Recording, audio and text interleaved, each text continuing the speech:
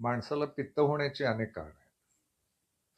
म्हणजे मूलतः पित्त होतं ते जठराशी संबंधित गोष्टींमुळं आणि ते घशात त्रास देत राहतं. म्हणजे अन्ननलिका, श्वासनलिका यांना ते त्रास देत राहतं. तर जठरात काय काय जावं याच्यावर ते पित्त हे नियंत्रणात राहू शकतं. पित्त होण्याची कारणं कुठल्याही गोष्टीचा त्याचे आवडी-निवडी नावाचा प्रकार आहे खाण्यात. त्याचा अतिरेक म्हणजे जास्ती गोड खाणं, जास्ती तिखट खाणं, जास्ती आंबट खाणं, कुठल्याही गोष्टीचं जास्त करणं हे पित्ताचं मुख्य कारण आहे. आणि पित्त हे त्रासदायक असतं. पित्तामुळं शरीरातले शारीरिक रोग तर होतात, पण मानसिक रोगही खूप होतात. म्हणजे मेंदू अस्वस्थ राहणं ही पित्ताची मोठी लक्षणाची गोष्ट आहे. तर पित्त होण्याची कारणं काही असतील. मग मैदा खाणं असेल, साखर जास्ती खाणं असेल, टॅनिन किंवा कॅफिन नावाचं जे द्रव्य आहे, जे कॉफी आणि चहामधनं मिळतं, त्याचा अतिरेक असेल. व्यसनं आहेत.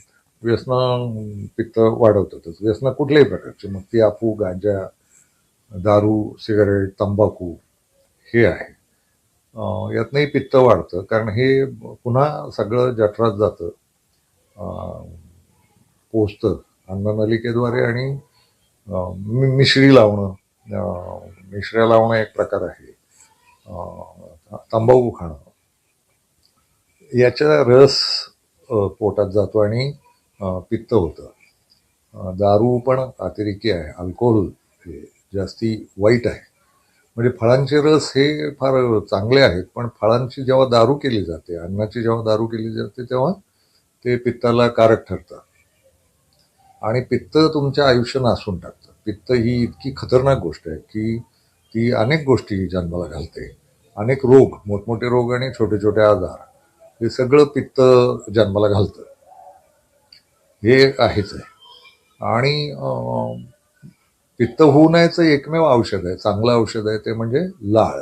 माणसाला तयार होणारी लाळ ही, आणि ही लाळ माफक अन्न, चांगलं अन्न आणि पुन्हा पुन्हा पुनरावृत्ती न होणार अन्न. म्हणजे साखर तर साखरच खात राहिली, गोड तर गोडच खात राहिलं, तिखट तर तिखटच खात राहिलं, मिरच्याच दाबून हाणल्या, तर त्याचा समतोल झाला पाहिजे. सगळ्या रसांचा आणि सगळ्या चवींचा आठवडाभराचं, महिन्याचं वेळापत्रक आखून तसंच अन्न खाल्लं पाहिजे, हे एक आहे. पण ते बहुधा धावपळीच्या आयुष्यात किंवा एकूण आवडीनिवडीच्या आयुष्यात फारसं शक्य होत नाही. पण ही सगळी पित्ताची कारणं आहेत. आणि पित्त मानसिक, शारीरिक आजार जन्माला घालतात आणि ते खूप मोठे पण असतात. हृदयाशी, फुफ्फुसाशी संबंधित. मिश्र्या लावणं, तंबाखू खाणं, याची लाळ पोटात जात राहते. ती अन्ननलिकेवर तिचे थर साठत जातात आणि जठरात त्याची मारामारी होते. आणि आणखी एक आहे की बाकी खूप कारणं असतील, पण मला मूळ कारणावर बोलायचं ते म्हणजे दात घासणं. दात हा पित्त होण्यातला महत्वाचा अवयव आहे. पित्त कमी करता येण्यासाठी दात हा महत्वाचा अवयव आहे. तर दातांची स्वच्छता, म्हणजे तुम्ही व्यसनी असाल किंवा काही असाल किंवा काही खात असाल, तर अनेक कारणं असतील पित्ताची, आहेतच, पण त्यातलं एक कारण आहे ते दात घासणं किंवा दाताची निगा किंवा दात स्वच्छ ठेवणं हे आहे. तर आणि मगाशी म्हणालो तसं की लाळ शुद्ध रूपानं पोटात जात राहणं, ती अन्नाबरोबर, पाण्याबरोबर आणि नुसती सुद्धा, हे मुख्य औषध आहे. पण मग व्यसनी लोक किंवा अन्न पदार्थ खाणारे लोक यांच्या दाताचं वाटोळं होतं. तिथं त्या चवी साठून राहतात, कण साठून राहतात, आणि दात जितके अस्वच्छ तेवढं पित्तही तुमचं जोरदार, असं ते आहे. म्हणून मग दात घासण्याच्या दक्षता घेतल्या पाहिजेत. तंबाखू खाणारे आहेत किंवा मिश्र्या लावणारे आहेत, या लोकांनी तर जास्ती दक्षता दातांच्या घेतल्या पाहिजेत. लाळ यांची त्या अर्थानं पोटात जातच नाही नीट. ती तंबाखूच्या, आणि काही कितीही थुंकत राहिला तरी तंबाखूची लाळ पोटात जात राहते. मशऱ्या तर उतरतातच पोटात. आणि मग एक आहे की दात स्वच्छ ठेवणं हा एक त्यातला महत्वाचा भाग आहे. तर दात स्वच्छ ठेवण्याचे पुन्हा आणखी एक महत्वाची गोष्ट सांगायची म्हणजे, दात स्वच्छ ठेवताना आपण ज्या रासायनिक पेस्टी वापरतो, या पेस्टी पण आपल्या पोटात जातात. जठरापर्यंत पोहोचतात. तुम्ही दात कितीही स्वच्छ करा, कोलगेट बिलगेट किंवा काय ज्या पद्धतीच्या पेस्टी असतील ना, त्यांची रसायनं तपासून पाहिली पाहिजे. रासायनिक अशा पेस्टी बहुधा उपलब्ध नाहीत आणि पेस्ट तयार करायला कुठली ना कुठली रसायनं वापरावीच लागतात, तर ती पोटात जातातच आणि ती पित्ताला कारकच आहेत पुन्हा. तर मला असं वाटतं की हलका ब्रश घेऊन दात घासले गेले पाहिजेत आणि ते नियमित घासले पाहिजेत. म्हणजे दिवसातनं 2दा तरी दात घासले पाहिजेत आणि त्याचा एक नियम असला पाहिजे. ते थोडे दीर्घकाळ घासले पाहिजेत. म्हणजे माझी स्वतःची पद्धत अशी आहे की मी दात घासताना 100 आकडे मोजतो स्थिरपणे, अतिशय शांतपणे. दात घासत असताना 1, 2, 3, 4 असं 100पर्यंत जातो आणि मगच खळखळून चुळा भरतो आणि दात स्वच्छ करतो आणि साध्या पेस्टी वापरतो. हर्बल किंवा आयुर्वेदिक पेस्टी वापरतो वनस्पतींच्या. मशऱ्या पूर्वी लावायचो, पण ते लक्षात आलं की ते जाते पोटात, ते थांबलं आणि थोडा हलका ब्रश वापरला पाहिजे. खूप हार्ड ब्रशही मिळतात, त्या हार्ड ब्रश वापरून उपयोग नाही. हार्ड ब्रश वापरतानाही पुन्हा जर हळूवारपणे वापरला तर ठीक आहे, पण हार्ड ब्रश मोठे असतात, त्यांची दात्र्या मोठ्या असतात आणि ते तोंड अख्खं भरून काढतात. तर बारके त्याचे 3 साईजमध्ये स्मॉल, मीडियम आणि हार्ड असे ब्रश मिळतात. त्यातलं स्मॉल ब्रश वापरलं पाहिजे आणि तो थोडं दीर्घकाळ चालवलं पाहिजे, दिवसातनं 2दा तरी. एकतर झोपेतनं उठल्यावर आणि झोपण्याच्या आधी असं दात स्वच्छ करून आणि त्याच्यानंतर खळखळून चुळा भरल्या पाहिजेत. पेस्टचा अंश पोटात नाही जाईल याची दक्षता घेतली पाहिजे. थोडं जातोच, पण त्याच्यावर मात करू शकतो आपल्या इम्युनिटी पॉवरवर. पण हलके ब्रश वापरले पाहिजेत. साधारण वनस्पतीच्या ज्याच्यात रसायनं मिसळली नाहीत अशा पेस्ट वापरले पाहिजेत. दुसऱ्या काही पावडरी वगैरे मिळतात तेही वापरायला हरकत नाही. पण दात घासणं आणि दात स्वच्छ ठेवणं ही पित्त टाळण्यातला किंवा पित्त कमी ठेवण्यातला एक मुख्य भाग आहे. सगळ्यात महत्त्वाचं म्हणजे आपल्याकडं ब्रश घेतल्यानंतर तो जन्माला घेतलाय तर मृत्यूपर्यंत तोच वापरायचा, अशी एक घाणेरडी पद्धत आहे.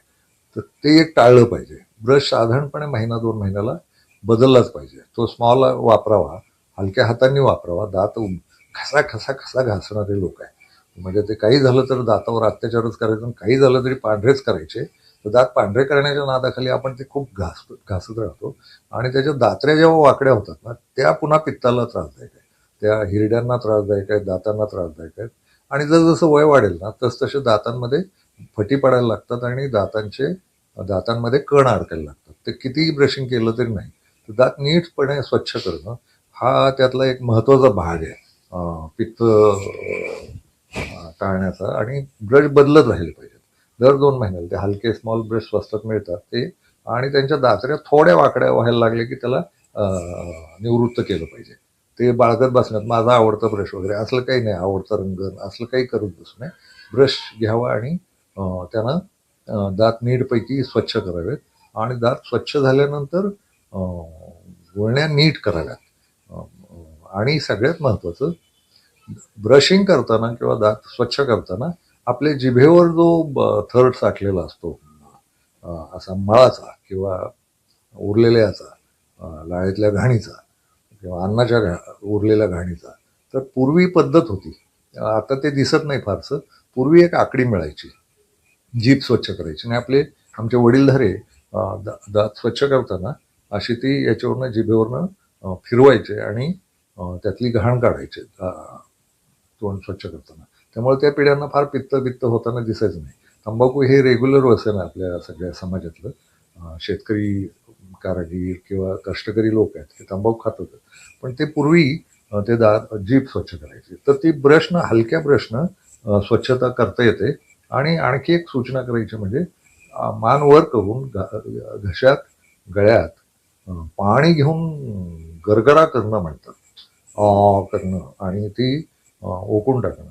आणि त्यावेळेस जर ओकारीसारखी भावना झाली तर ती करणं, वमन ते करणं गरजेचंच आहे. त्यानं एक पित्त कमी होतं. पित्ताची जळजळ इथंच होत राहते. तर मला असं वाटतं की ते टाळायचं असेल तर दात घासून झाल्यानंतर पाणी घशात घेणं आणि घर आवाज करून ते खूप हे करणं आणि थुंकणं, हे पित्ताला, सगळं पित्त नष्ट होईल असा माझा काही दावा नाही, पण हे 2-3 उपाय आहेत. ब्रशिंग करणं, घसा नीट स्वच्छ करणं आणि ते खाकारे खोकारे काढायचे आपले पूर्वज.